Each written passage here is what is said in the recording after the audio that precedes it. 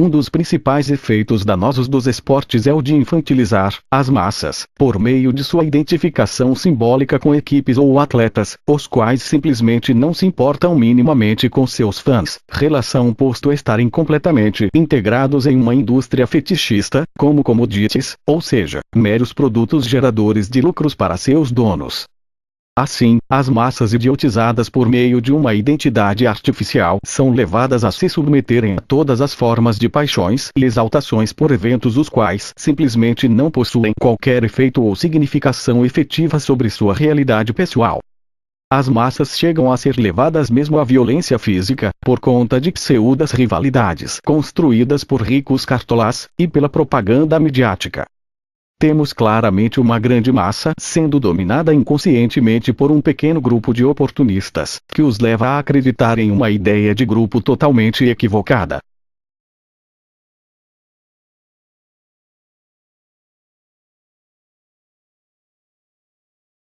Esta foto foi tirada na tarde de 20 de junho de 2013 no final da Avenida Centenário, em frente ao Instituto Médico Legal Nina Rodrigues, em Salvador. Na imagem, há um registro da fumaça gerada por bombas estas que foram lançadas pela polícia nos manifestantes. A data da manifestação foi escolhida em virtude do jogo entre Nigéria e Uruguai pela Copa das Confederações. A foto faz relação com o texto A Política, de Norberto Bobbio, que demonstra a característica mais marcante do poder político relatada no texto, que é o Estado coercitivo, que utiliza a força para a manutenção da ordem e do poder. Nas palavras de Bobbio, ele relata como o poder político se caracteriza pelo uso da força, constitui-se como o poder supremo ou soberano, cuja posse distingue a classe dominante em qualquer sociedade organizada. Só a utilização da força física impede a insubordinação e controla qualquer forma de desobediência.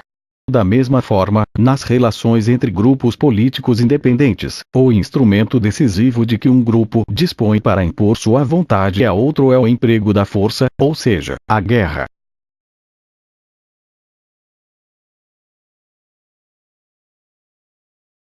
Antigo Centro de Saúde, Professor Eduardo Araújo. Simplesmente, no mandato do prefeito João Henrique, a população do bairro Vale das Pedrinhas foi surpreendida com o fechamento do posto de saúde, para a reforma e a abertura de uma emergência. As pessoas não aceitaram, e foram realizadas reuniões, e uma proposta foi desenvolvida pela Associação de Moradores.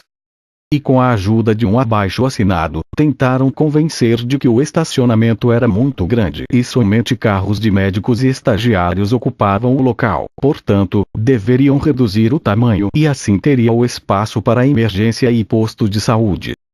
Porém, a participação popular não foi atendida, e com isso a política dos técnicos prevaleceu, pois, com uma nova emergência, ajudaria a diminuir o atendimento em outros lugares, mas, não foi pensado que isso sobrecarregaria outros postos de saúde. Sem sucesso, a obra foi paralisada por inconsistência no projeto. E mais uma vez, a população sofre, porque a demanda no posto próximo não conseguiu atender às consultas, às vacinas e os demais serviços prestados. E atualmente outro projeto está sendo construído.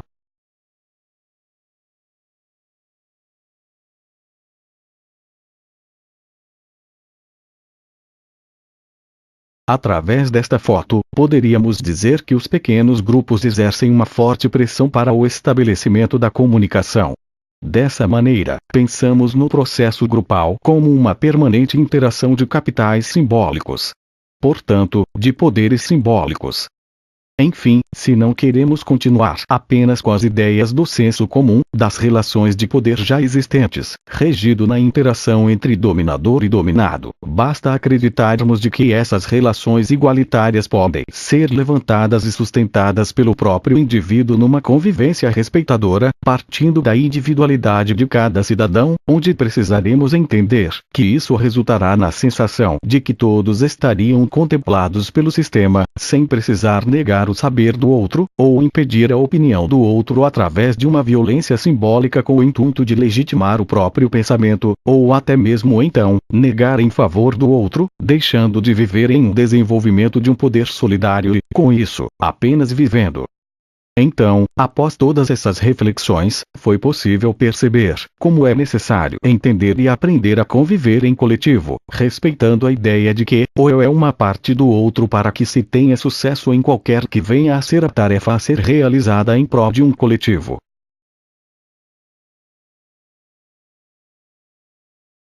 Odiada por muitos e defendida por poucos, a pichação é a intervenção urbana que mais gera polêmica.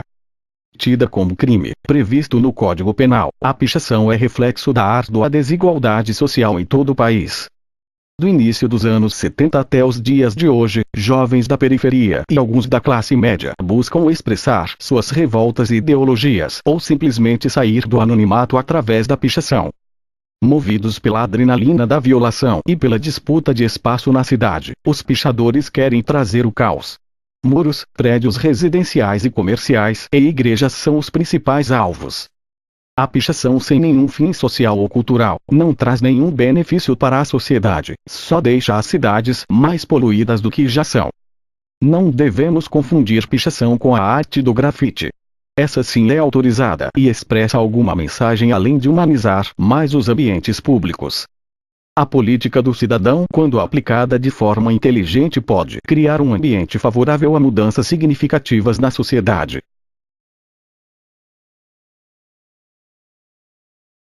Foto tirada no fim da tarde de 20 de junho de 2013, registrando a fumaça gerada pela queima de um ônibus no bairro do Canela durante as manifestações em Salvador. A data da manifestação foi escolhida em virtude do jogo entre Nigéria e Uruguai pela Copa das Confederações. Relacionamos a foto com o filme A Onda. No filme, jovens levados por uma ideologia picharam muros, casas e monumentos na cidade com o símbolo criado para definir o grupo uma onda vermelha. Tal prática foi vista como ato de vandalismo e surpreendeu até mesmo o professor que criou o grupo. A intenção dele era demonstrar na prática o que significava autocracia e a manipulação dos jovens alunos acabou causando atitudes extremas. Durante a Copa das Confederações, o que se viu em Salvador foi algo parecido, porém em proporções maiores. Como queima de veículos, destruição de pontos de ônibus, pichação e outros atos de vandalismo que não tinham nenhuma relação com a ideologia das manifestações. Fazendo ainda uma relação com o texto As Três Políticas, a foto demonstra a necessidade de investimento na formação dos cidadãos para que a política dos cidadãos prevaleça sobre as demais formas de política.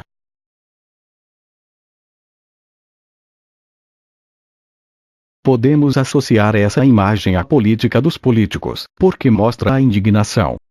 Ou seja, a palavra corrupção foi escrita como se estivesse completando as identidades nacionais, o samba e o futebol.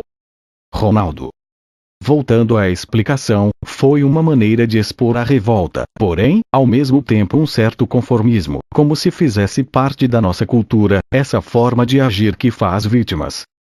E o cinismo, que juntamente com os interesses pessoais acabam prevalecendo, devido às inúmeras brechas da lei. E por isso que muitas vezes esses políticos corruptos ficam impunes. E isso é a maior putaria. Falo mesmo.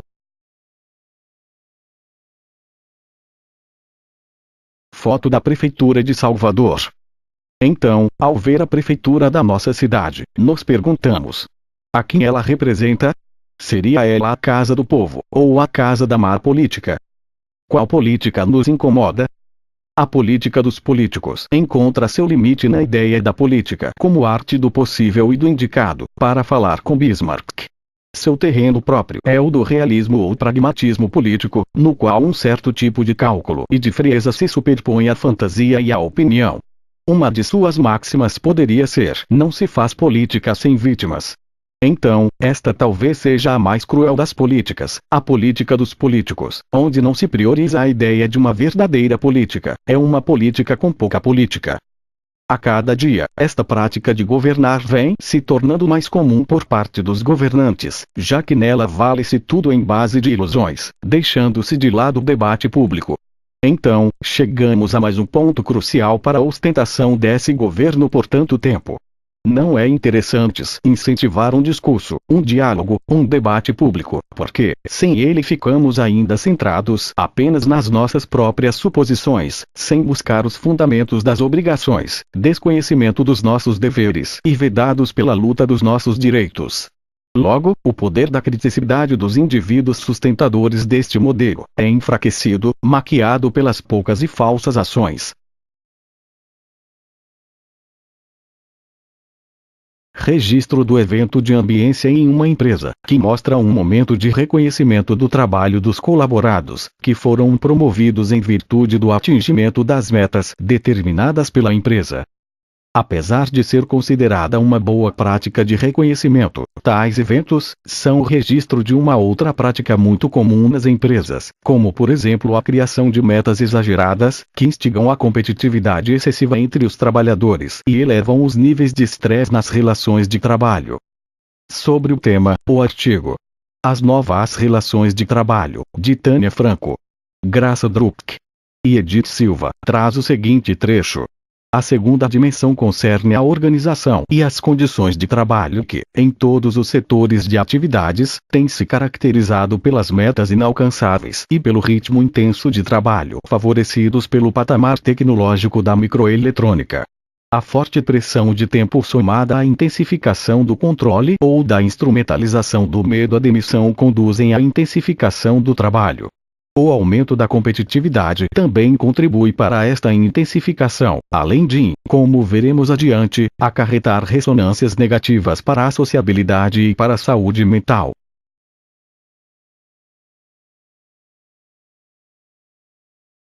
Violento é o Estado. Essa pichação, em um portão, pode ser resposta a alguém, ou a algo, que tenha acontecido, mas a importância desta frase denuncia um governo desacreditado, que utiliza o poder para transgredir a direitos da população.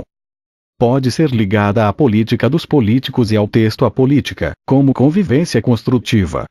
Pois, através do debate na qual Tulu-Vigevani se refere, que a política está associada a interesses, ambições, força, persuasão, leis e armas, e também afeto e repressão.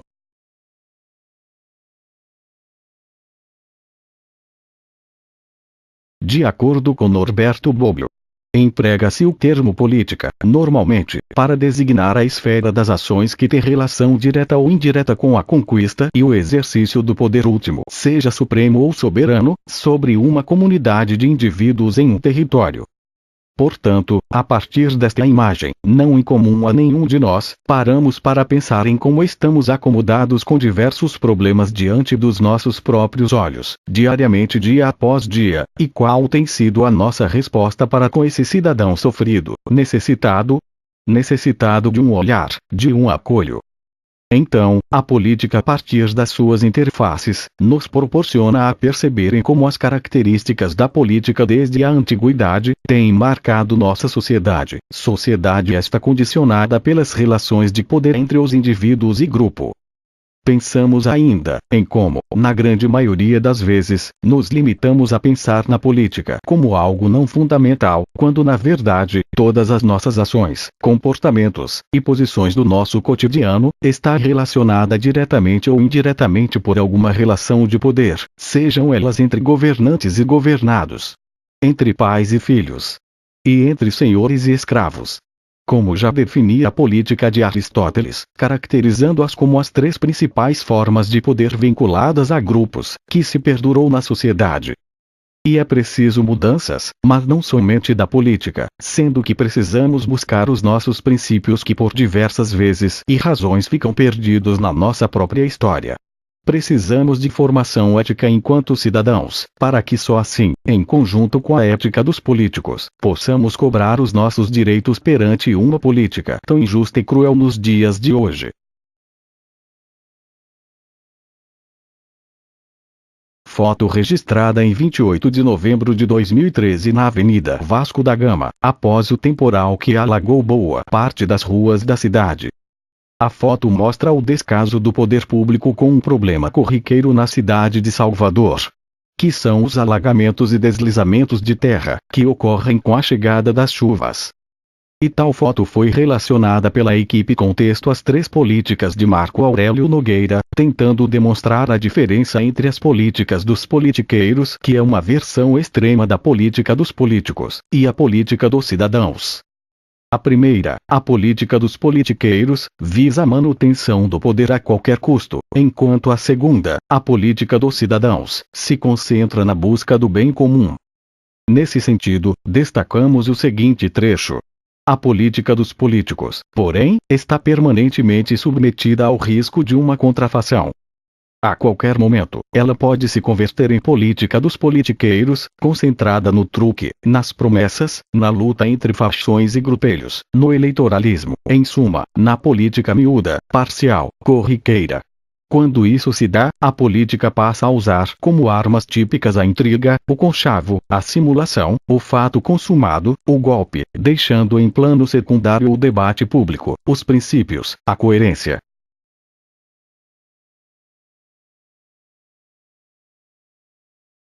Hoje é possível verificarmos o restaurante universitário da UFBA aberto, mas não tem muito tempo que estava com as portas fechadas, no qual gerava uma grande decepção aos alunos. O porquê? Porque muitos precisam se alimentar, e o restaurante universitário é um lugar onde a refeição é mais acessível financeiramente.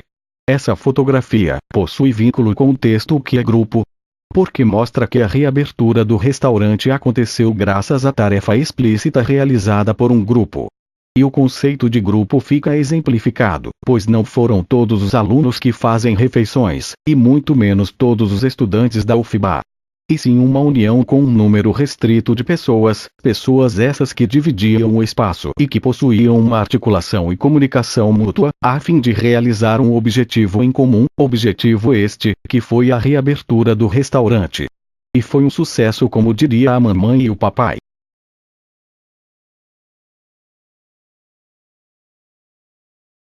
Pensando na base da política do cidadão, percebemos como a cada dia, atitudes como essa têm se tornado incerta em nossa sociedade. Uma política concentrada no interesse do bem comum, no respeito às diferenças, na valorização e utilização do diálogo, na busca do consenso, e na comunicação como aspecto crucial para desenvolver-se uma boa política, se caracterizando como a política com muita política. Para que essa política seja praticada na sociedade, não é necessário apenas o comprometimento por parte dos governantes, mas em conjunto com todo e qualquer cidadão, atrelado ao princípio da ética. Devem-se ter os conhecimentos e a capacidade indispensável tanto para governar quanto para ser governado. Independente dessas razões, a política com muita política ou a política dos cidadãos, ambas prevalece a comunicação, o debate público, possibilitando uma participação democrática na sociedade.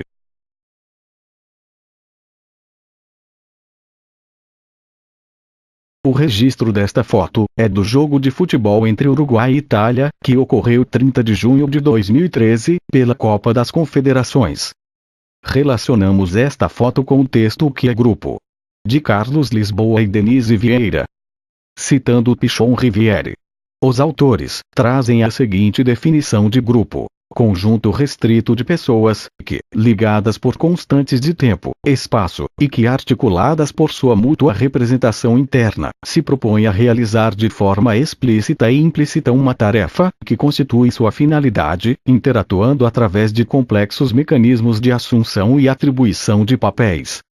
Ao analisarmos uma partida de futebol, percebemos na prática esta definição. São 11 homens, cada um com uma atribuição própria, empenhados na realização da tarefa de vencer o jogo, utilizando talentos e habilidades individuais e estratégias definidas pela equipe técnica.